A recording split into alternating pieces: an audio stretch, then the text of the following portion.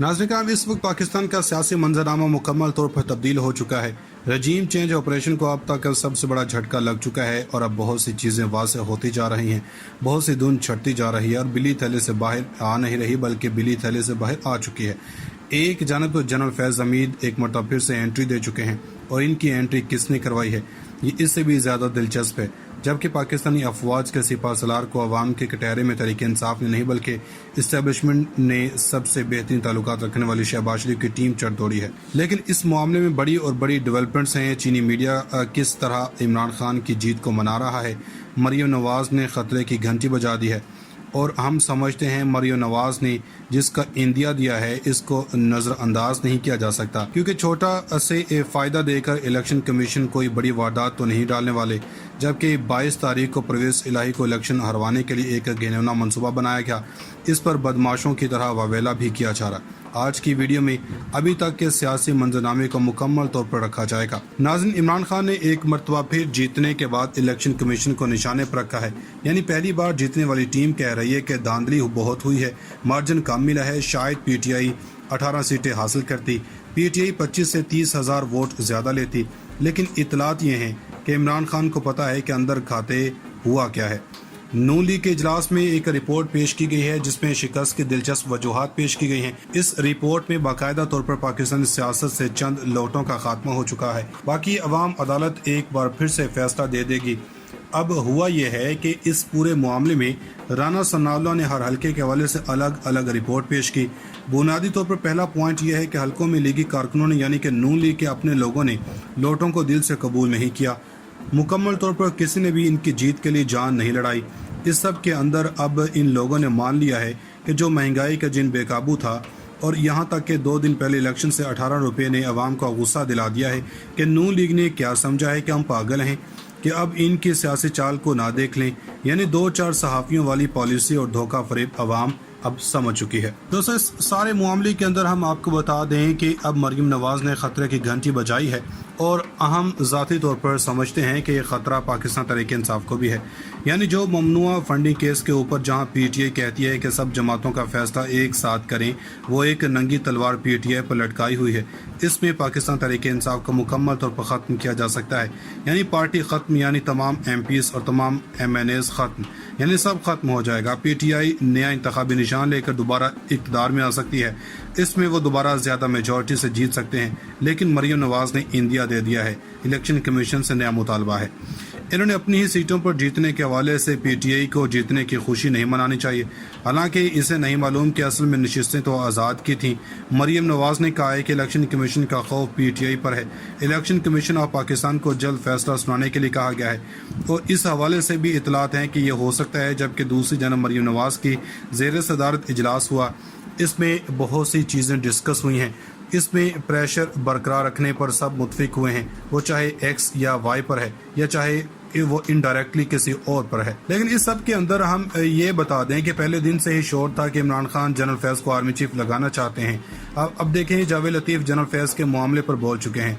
अब ये बात कही है कि इसे बना देगा और आप लोग हमारे साथ आएँ। तो ये मामला सिर्फ ये है कि इस वक्त फ़ौज में तफरीक है। आप यहाँ से अंदाज़ा करें, इमरान खान से जब सवाल हुआ, इमरान खान ने हमेशा इस सवाल को बैठाया, लेकिन जनरल फैज़ को वापस चीज़ों के अंदर लाना, कभी खुड लाइन कहना, कभी सबसे इम्पोर्टेंट जनरल कहना, ये सब नून लीग कर रही है।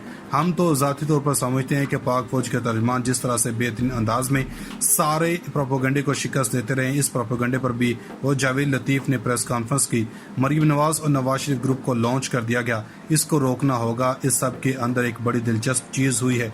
चीन के साथ शहबाज शरीफ के ताल्लुकात कैसे हैं? कोई भी वज़ीर आज़म बनता है वो सऊदी अरब और चीन का दौरा करता है। शहबाज ने बहुत जोर लगाया कि वो चीन का दौरा करें, लेकिन चीन ने मुंह नहीं लगाया। चीन ने यहाँ तक कि बरकस समिट में पाकिस्तान को नहीं बुलाया। शहबाज शरीफ की तरफ से कहा गया कि हमें दूसरी समिट में ही बुलवा लें ताकि चीन के सदर से मुलाकात हो जाए। इनसे डायरेक्ट बात करने को कोई तैयार नहीं था। आर्मी चीफ को खुद जाना पड़ा पुरानी कर्ज की डील को रीन्यू करवाने के लिए। इस सारे मामले में रूसी मीडिया के अंदर लिखा गया था, इसको निकाला है मगर इसे शिकस्त नहीं दे सकते। अब चीन के मीडिया ने भी, चीन ने लिखा है कि इमरान खान हक में तमाम तर चीज़ें आई हैं। یہ بہت بڑا اہم پیغام ہے اور یہ چین کے آفیشیل میڈیا سے شیئر کیا گیا۔ ایک طرح سے عمران خان کو جو پاکستان کے خیر خواہ ملک ہیں انہوں نے تسلیم کرنا شروع کر دیا ہے، وہ تو اس ٹولے کو دیکھ کر سر پکڑ کر بیٹھے ہیں۔ ناظرین اکرام، ڈنڈا پیر آ چکا ہے اور رانا ثناء اللہ جو اس وقت ایک عجیب سی کیفیت میں مبتلا ہیں اور خود کو پتہ نہیں پاکستان میں کیا سمجھنا شروع ہو چکے ہیں۔ اس رانا ثناء اللہ کو پاکستان تحریک انصاف پر تشدد مہنگا پڑ گیا اور اب امپورٹڈ حکومت کو اپنے لالے پڑ چکے ہیں اور عمران خان پوری کی پوری بازی پلٹ چکا ہے اور اب امپورٹڈ بھی سوچتی ہوگی کہ کہاں گئے ادارے، کہاں گئے نیوٹرلز اور کہاں گئی عدلیہ۔ اس وقت صورتحال یہ ہو چکی ہے کہ الیکشن کمیشن نے بھی عمران خان کے خلاف جتنے اقدامات کیے تھے اور ایک کھل کر اپنی باعث دکھائی تھی کہ ہم جانبدار ہیں، اب اسی الیکشن کمیشن نے عمران خان کے سامنے تاریخ سرنڈر کر دیا اور امپورٹڈ حکومت کو یہ کہا کہ جاؤ کاؤنٹ ڈاؤن آپ کا شروع ہو چکا۔ یہ کہنا غلط نہیں ہوگا۔